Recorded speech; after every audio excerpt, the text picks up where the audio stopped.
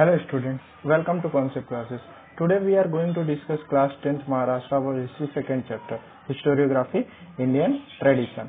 We have already done first chapter. In first chapter we have seen how to research on history, how to create our narrative, how to examine our historical source. Today we are going to discuss Indian Tradition Historiography. Indian history divided into three periods: Asian period, medieval period and modern period. So let's start our chapter. First topic is 2.1 Tradition of Indian Historiography. We learned about the Western tradition of historiography in the last lesson. In this lesson we will know about the tradition of Indian historiography. तो बता रहा है हम लोग ने पिछले chapter में पढ़ा था वेस्टर्न ट्रेडिशन में हिस्टोरियोग्राफी किस तरह से लिखी जाती है. अब इस चैप्टर में हम लोग पढ़ेंगे कि इंडियन ट्रेडिशन में हिस्टोरियोग्राफी किस तरह से लिखी जाती है. तो इंडियन ट्रेडिशन में हिस्टोरियोग्राफी तीन तरह से लिखी जाती है: Asian period, medieval period and modern period.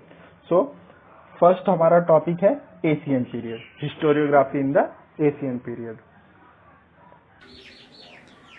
In the ancient period in India, memories of the great deeds of ancestor and mythological lore, also memories of a social transition, were preserved with the help of oral recitals. तो क्या बता रहा है कि जो Asian period के historian होते थे या जो एशियन पीरियड की हिस्टोरियोग्राफी होती थी वो किस तरह से प्रिजर्व करके रखी जाती थी. तो वो ओरल सोर्स में प्रिजर्व करके रखी जाती थी. और वो कैसे प्रिजर्व करके रखी जाती थी? वो पूर्वजों के जो कर्म होते थे, साथ ही साथ जो पौराणिक कथाएं होती थी, साथ ही साथ जो सोशल ट्रांजिशन होते थे. सोशल ट्रांजिशन का मतलब होता है सामाजिक चेंजेस. उन सबको ओरल सोर्स के थ्रू क्या किया जाता था? प्रिजर्व करके रखा जाता था. और रेसाइटल्स का मतलब होता है गीत और गाथा के थ्रू क्या किया जाता था? प्रिजर्व करके रखा जाता था. Now next, the inscription on the Harappan seals and other artifacts confirm that the Indian had mastered the art of writing as earliest as the 3rd millennium before Common Era or perhaps before that. However, the Harappan script is not yet successfully deciphered. तो क्या बता रहा है कि हड़प्पन संस्कृति में हमें कुछ सील्स और आर्टफैक्ट मिले हैं जिससे हमें पता चलता है कि इंडियन बहुत पहले से ही क्या थे? मास्टर्ड थे लिखने और चित्र बनाने में, ड्राइंग करने में और राइटिंग में. इंडियन जो है मास्टर से. और हड़प्पा की बहुत सारी स्क्रिप्ट तो हमें ऐसे मिली हैं जिसको अभी तक हम लोग डिसाइफर नहीं कर पाए, मतलब पढ़ नहीं पाए हैं कि उसमें लिखा क्या है. Next, the earliest known writing document of historical nature found in India are in the form of inscription. They are dated to the 3rd century before common era, that is emperor Ashoka Maurya's time. His edict are inscripted on natural rocks and stone pillars. तो बता रहा है कि एक और document, written documents मिले हैं जिसमें हमें ये पता चलता है कि वो किस फॉर्म में है? इंस्क्रिप्शन के फॉर्म में है. मतलब जो हमें रिटन डॉक्यूमेंट्स मिले हैं वो इंस्क्रिप्शन के फॉर्म में मिले हैं और वो लगभग 3rd century before common era के टाइम के हैं. और उस टाइम पर किसका एरा चल रहा था? एम्पेरर अशोका का एरा चल रहा था. और बता रहा है कि उन्होंने इन सबको नेचुरल रॉक मतलब प्राकृतिक जो चट्टानें होती हैं उस पे और साथ ही साथ जो पत्थर के पिलर होते हैं उसके ऊपर ये इंस्क्रिप्शन लिखवाया है, मतलब ये इंस्क्रिप्शन मिला है. From the 1st century common era inscription begin to occur on coin, metal image and sculpture and also on a copper plate. बता रहा है जब 1st century common era start हुई तो उस टाइम पर हमें इंस्क्रिप्शन के फॉर्म में coins, metals, sculpture and coppers plates मिली. मतलब कि बता रहा है कि जो लिखा होता था वो मेटल्स के ऊपर लिखा होता था, कॉइन्स के ऊपर लिखा होता था, स्कल्पचर्स के ऊपर लिखा होता था, कॉपर प्लेट्स के ऊपर लिखा होता था. They provide a important historical information. और ये सब हमें इम्पॉर्टेंट हिस्टोरिकल इन्फॉर्मेशन देते थे. We get to know about the date of a various king. और इसके थ्रू हम लोग क्या कर पा सकते थे? अलग अलग राजाओं के बारे में जान सकते थे तथा उनके डेट्स के बारे में जान सकते थे कि वो किस टाइम पे राज कर रहे थे.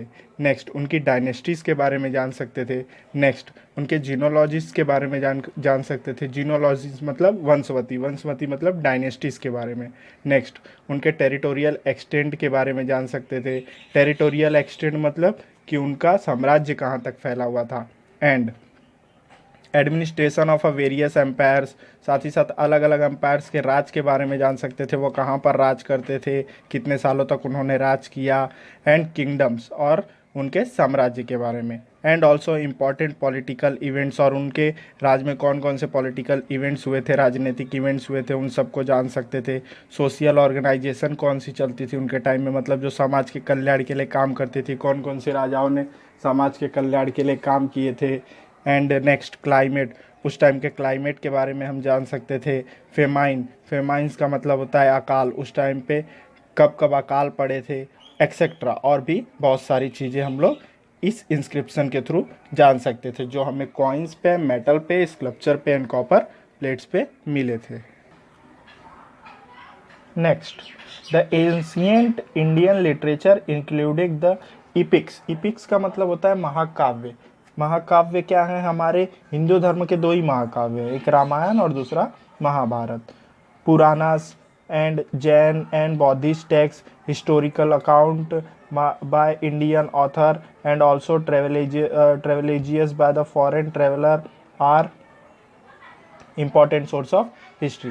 तो बता रहा है कि एशियन टाइम में जो हमारे महाकाव्य होते थे, रामायण, महाभारत, उसके बाद पुराण, उसके बाद जैन बौद्ध धर्म द्वारा लिखे गए टेक्स्ट, इन सब चीज़ों को हिस्टोरिकल सोर्स माना जाता था और इसे क्या किया जाता था, प्रिजर्व करके रखा जाता था। साथ ही साथ जो यात्रा कर रहे, तो जो ट्रेवलर आते थे हमारे भारत देश में, जैसे फायान आए थे, योंग चोंग आए थे, उसके बाद मेगास्थनीज आए थे, तो इन लोग यहाँ आकर यहाँ के सोशल लाइफ के बारे में जब एक्सपीरियंस लिया तो उसके ऊपर बहुत सारी बुक्स लिखी, तो उन बुक्स को भी हिस्टोरिकल सोर्स माना जाता है। Next, writing of biographies of king and dynasty histories make an important step in the Indian historiography. तो बता रहा है कि जो writing of a biography, kings की बायोग्राफी, साथ ही साथ डायनेस्टी की हिस्ट्रीज, इन सब को इम्पॉर्टेंट स्टेप बोला गया इंडियन हिस्टोरियोग्राफी में, क्योंकि इनसे हमें राजा के चरित्र के बारे में, उनके सोशल वर्क के बारे में,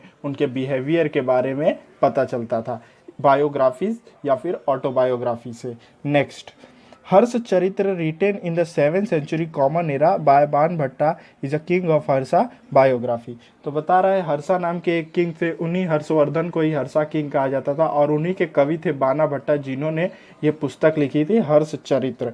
इन्होंने हर्षवर्धन के सोशल लाइफ, उसके बाद वो किस तरह से अपने साम्राज्य में, अपने डायनेस्टी में वर्क करते थे, लोग अपने प्रजा की किस तरह से देखभाल करते थे, उन सब चीज़ों को बाणभट्टा ने लिखा था हर्ष चरित्र में। It पोर्ट्रेस a realistic picture of the social, economical, political, religious and cultural right during the Kings time. और इनकी ये पुस्तक हमें ये दिखाता है कि उस टाइम की सामाजिक लाइफ कैसी थी, आर्थिक लाइफ कैसी थी, राजनीतिक लाइफ कैसी थी, धार्मिक लाइफ कैसी थी, साथ ही साथ सांस्कृतिक लाइफ कैसी थी, कब, हर्षवर्धन के राज में। Next, you would like to know this. तो चलिए, ये एक इंस्क्रिप्शन है, इसके बारे में देखते हैं। तो ये इंस्क्रिप्शन सोहगुना कॉपर प्लेट का है। The copper plate was found in Sohgaura district, Gorakhpur, Uttar Pradesh. तो ये उत्तर प्रदेश में एक जगह है, गोरखपुर डिस्ट्रिक्ट में सोहगुरा, वहाँ पर ये कॉपर प्लेट मिला है। तो क्या है इसके ऊपर, चलिए देखते हैं। It is supported to be form of a Maurya period. बता रहा है कि ऐसा लगता है कि ये मौर्य पीरियड का है। The inscription on it is in Brahmi script, और इसके ऊपर जो ये सब लिखा हुआ है ये ब्राह्मी लैंग्वेज में लिखा हुआ है। The symbol known as a tree in railing and mountain at the beginning of the inscription also. बता रहा है कि इसमें जो सिम्बॉल दिखा रहा है, इसमें ऐसा पता चलता है कि ये जो है माउंटेन है और साथ ही साथ ये सब पेड़ पौधे हैं, पेड़ों की रेलिंग है, मतलब लाइन से क्या है, पेड़ लगे हुए हैं। आगे,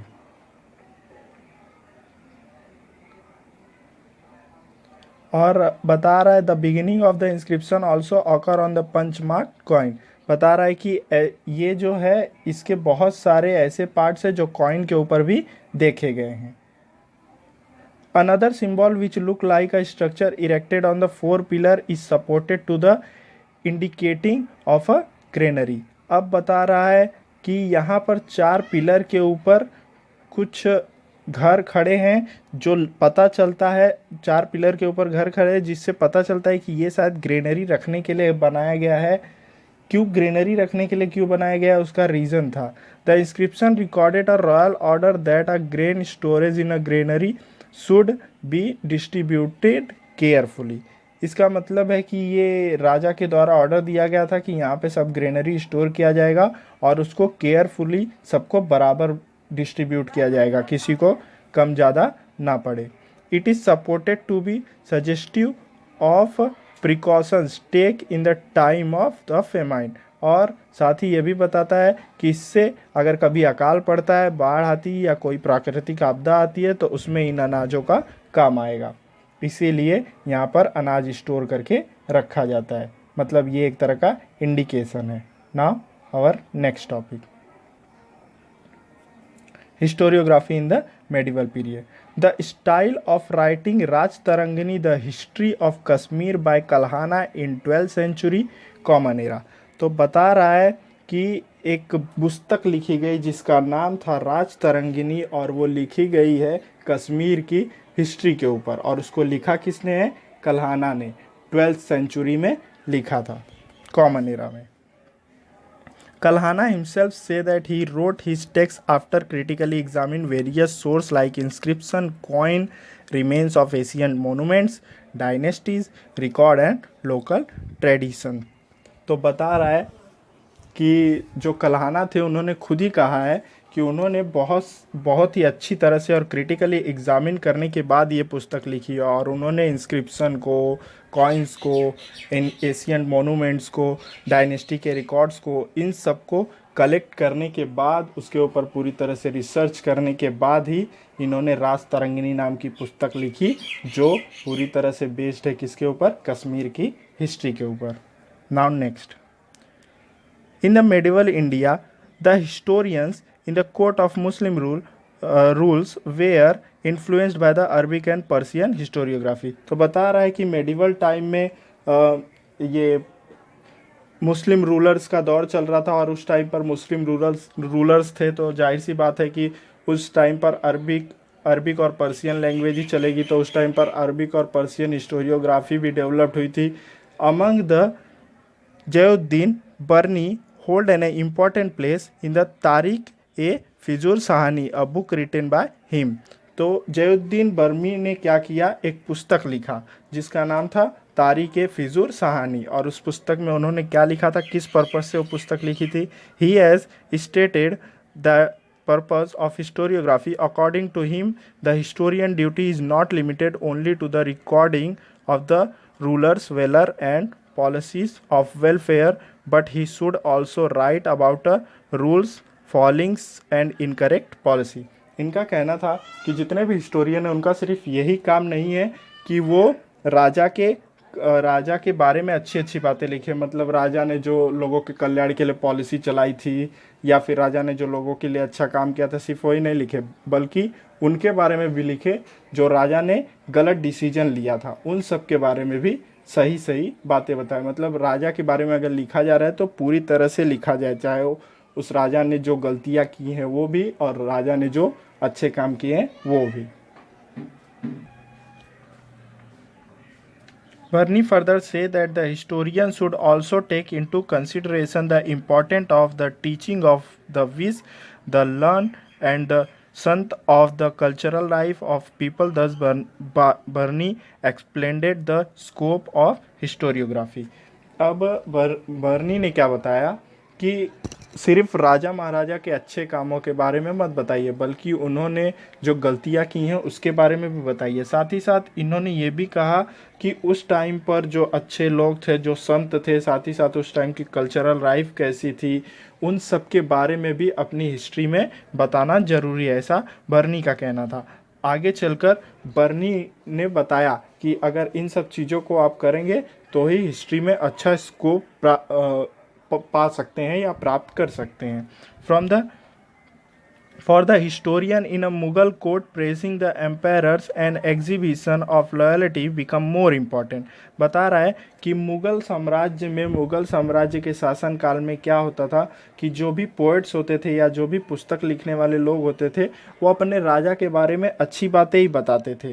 the custom of adding suitable poetry chords and beautiful picture was also introduced. और उन्हीं के शासनकाल में तरह तरह के पोएट्रीज और तरह तरह के पिक्चर्स के थ्रू लोगों का इंट्रोडक्शन देने की प्रथा या फिर ट्रेडिशन स्टार्ट हुआ था.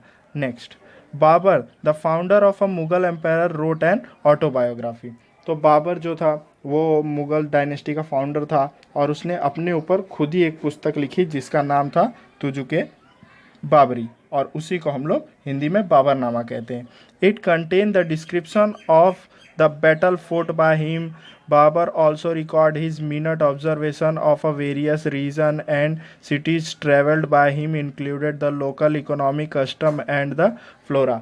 बता रहा है कि बाबर ने जो पुस्तक लिखी उसमें उसने जितनी भी लड़ाइयाँ लड़ी उसके बारे में लिखा है, साथ ही साथ उसने सभी धर्मों के बारे में लिखा है, साथ ही साथ वो जिन जिन सिटियों में ट्रैवल किया वहाँ के बारे में, वहाँ की social life, local life, economical life और साथ ही साथ वहाँ के कस्टम लाइफ, वहाँ का फ्लोरा मतलब पेड़ पौधे और कस्टम मतलब संस्कृति, इन सब चीज़ों के बारे में बाबर ने अपनी पुस्तक में लिखा. Next, do you know Al-Biruni wrote in Arabic about Indian knowledge and social life. In the following period, many books about Indian were written by a foreign scholar. Among them, to name a few are. तो बता रहा है कि अल-बरूनी जो था उसने क्या किया, इंडियन लोगों के बारे में नॉलेज दी, उनके सोशल लाइफ के बारे में नॉलेज दी. उसने बहुत सारी बुक्स लिखी और किस भाषा में लिखी, अरबिक भाषा में लिखी. उसी तरह से हमारे भारत में बहुत सारे ट्रेवलर्स थे जो यहाँ पर घूमने आए जिनको हम लोग ने फॉरेन स्कॉलर बोला, और उन लोगों ने बहुत सारी बुक्स लिखी जिससे हमें मेडिवल पीरियड के बारे में जानकारी मिलती है. तो चलिए कुछ स्कॉलर्स के बारे में जानते हैं जिनके नाम से यहाँ पर दिया हुआ है. हसन निजाम ने एक बुक लिखी थी जिसका नाम था ताजुल मा आसिर. उसी तरह से मिनाज ए सिराज, इन्होंने एक पुस्तक लिखी थी जिसका नाम था तबाक ए नासिरी. वेरियस वर्क बाय अमीर खुसरो, और साथ ही साथ अमीर खुसरो ने भी बहुत सारी पुस्तक लिखी थी जिससे हमें इंडियन मेडिवल पीरियड के बारे में नॉलेज मिलती है. Tuzuke Timuri, the autobiography of Timur Lang who was also known as a Amir Timur who invented India. बता रहा है कि तुजुके तैमूरी जो है वो ऑटोबायोग्राफी है तैमूर लंग की, मतलब तैमूर लंग ने खुद ही अपने ऊपर पुस्तक लिखी थी. और तैमूर लंग जब भारत में आक्रमण करने आया था तभी उसने ये पुस्तक लिखा था.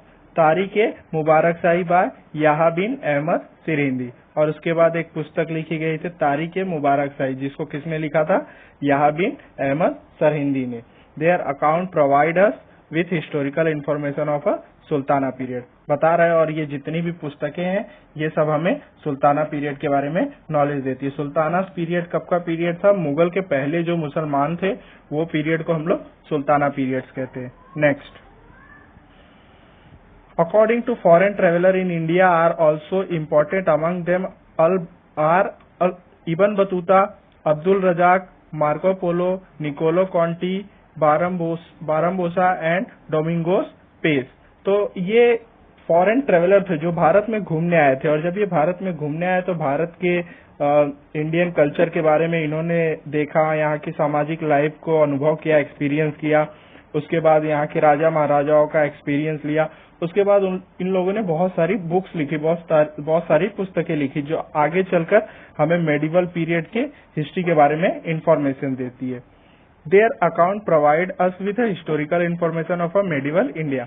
ईश्वर Das Nagar, Bhimsen Saxena, Khafi Khan and Niccolao Manucci were among the historian are Aurangzeb time whose account are important source of Mughal history. बता रहा है कि ये 4 हिस्टोरियन थे जो मुगल टाइम के थे, और किसके टाइम के थे, जब औरंगजेब यहाँ पर शासन कर रहा था तब के टाइम के थे. और इन लोगों ने भी हिस्ट्री के ऊपर हिस्टोरियोग्राफी लिखी जो हमें मुगल हिस्ट्री के बारे में नॉलेज देता है, और इनकी बुक्स जो है इम्पोर्टेंट सोर्स मानी जाती है मुगल हिस्ट्री के टाइम की.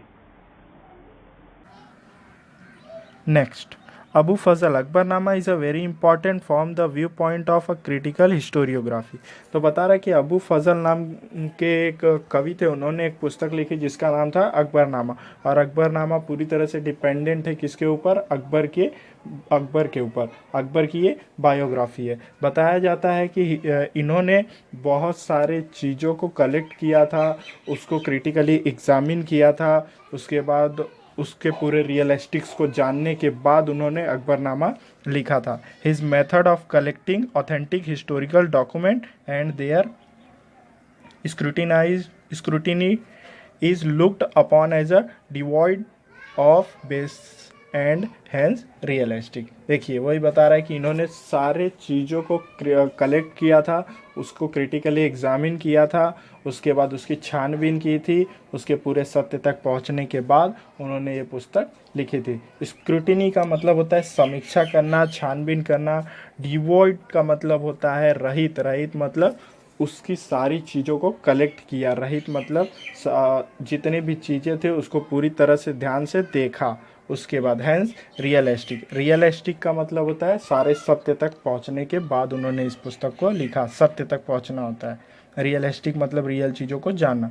Now bakhar is an important type of historical document of a medieval time. It contain eulogies of the heroes and stories of historic event battle lives of a great men. बता रहा है कि भाकर को भी history में बहुत ही important source माना जाता है, क्योंकि भाकर से हमें हिस्ट्री के स्टोरीज पता चलती है, हिस्ट्री में हुए इवेंट्स पता चलते हैं, हिस्ट्री में हुए बैटल्स पता चलते हैं, और बड़े बड़े राजा महाराजाओं की लाइफ के बारे में पता चलता है। Now next, Marathi bakhar are of various type. Sabhasad Bhakar was written by Krishnaji Anant Sabhasad during the reign of Chhatrapati Rajaram Maharaj. It is an important Bhakar from getting information about the rule of Chhatrapati Shivaji Maharaj. बता रहा है कि भाकर जो है उस जैसे हम लोग हिस्टोरियोग्राफी बोलते हैं, इंग्लिश में इतिहास लेखन बोलते हैं, हिंदी में वैसे ही बुक्स होती है जो मराठी हिस्ट्री के बारे में बताती है, उसे हम भाकर बोलते हैं। जैसे मराठी पीपल उसे भाकर बोलते हैं। तो सभासद भाकर जो था वो कृष्णाजी आनंद साहिब के द्वारा लिखी गई थी, और ये राजा राम महाराज के रीजन के बारे में बताता था। और भाकर जो है वो इन्फॉर्मेशन देता है छत्रपति शिवाजी महाराज के रूल के बारे में। नेक्स्ट है भाऊ साहेबांची Bakhar describe the battle of Panipat. Another Bakhar entire पानीपतची Bakhar is also about the same event. होलकरांची Kaifiyat provide information about the Holkar and their contribution to the Marathas rule. तो बता रहा है भाऊ साहेबांची भाकर जो है वो डिस्क्राइब करता है पानीपत का बैटल। तीसरा पानीपत का बैटल जो है वो मराठा और अब्दालियों के बीच ही हुआ था। अनदर भाकर इंटायर्ड पानीपतची भाकर, और उसके आगे एक और भाकर है जो पानीपतची भाकर है, जो पानीपत की लड़ाई के बारे में बताता है। Is also about a same event. मतलब भाऊ साहेबांची भाकर और पानीपतची भाकर दोनों सेम इवेंट के ऊपर लिखी हुई बुक्स है। होलकरांची कश्यप provide information about a Holkar family. तो होलकरांची कश्यप जो है वो होलकर फैमिली के बारे में बताता है कि होलकर फैमिली का मराठी रूल में किस तरह से कंट्रीब्यूशन था। अगर आप 7th स्टैंडर्ड का हिस्ट्री पढ़े होंगे तो आपको पता होगा कि होलकर फैमिली का किस तरह से मराठी रूल में कंट्रीब्यूशन था। Now bakhars can be divided into various types such as biography of king, dynastic history, description of events, history of a sect, autobiographies, regarding grievances। Grievance का मतलब होता है शिकायत, based on mythologies and state administration by a king. तो बता रहा है कि देखिए जो मराठी भाषा में पुस्तक लिखी जाती है उसी को भाकर कहा जाता है। ये मैं आपको पहले भी बताया। और भाकर बहुत सारी चीज़ों के ऊपर लिखा जाता है। तो भाकर जो है भाकर की बायोग्राफीज होती है। उसके बाद डायनेस्टी हिस्ट्री जो लिखा जाता है उसको भी भाकर बोला जाता है। डिस्क्रिप्शन ऑफ इवेंट, तरह तरह के जो इवेंट्स हुए रहते हैं पास्ट में, उसके ऊपर जो बुक्स लिखी जाती है उसको भी भाकर कहा जाता है। History of a sect, sects मतलब संत। 7th स्टैंडर्ड की बुक्स में संतों के बारे में भी दिया है। भक्ति मूवमेंट चला था, कबीर दास, रहीम दास, तो उन सब के बारे में भी भाकर लिखा जाता है। Next autobiography. ऑटोबायोग्राफी के बारे में मैंने आपको बताया कि जो खुद के बारे में पुस्तक लिखता है उसे ऑटोबायोग्राफी बोलते हैं। रिगार्डिंग ग्रीवेनेंस, ग्रीवेनेंस मतलब शिकायत, कि शिकायतें जो होती हैं उनके बारे में जब मराठी भाषा में लिखा जाता है तो उसे भी भाकर कहा जाता है। बेस्ड ऑन माइथोलॉजी, पौराणिक कथाओं के ऊपर भी मराठी भाषा में पुस्तक लिखी जाती है। स्टेट एडमिनिस्ट्रेशन, स्टेट एडमिनिस्ट्रेशन मतलब कि राज्य का प्रशासन किस तरह से चलाया जाता था, मतलब शिवाजी महाराज के टाइम पे किस तरह से चलाया जाता था, होलकर के टाइम किस तरह से चलाया जाता था, बाजीराव के टाइम किस तरह से चलाया जाता था। तो ये होता है स्टेट एडमिनिस्ट्रेशन के ऊपर लिखा हुआ पुस्तक। तो जब मराठी भाषा में यही सब चीज़ें लिखी जाती है तो उसे भाकर कहा जाता है। तो यहाँ पे हमारे सेकेंड चैप्टर का पार्ट 1 ख़त्म होता है। अगर आपको कोई भी डाउट हो तो आप मुझे कमेंट करके पूछ सकते हैं।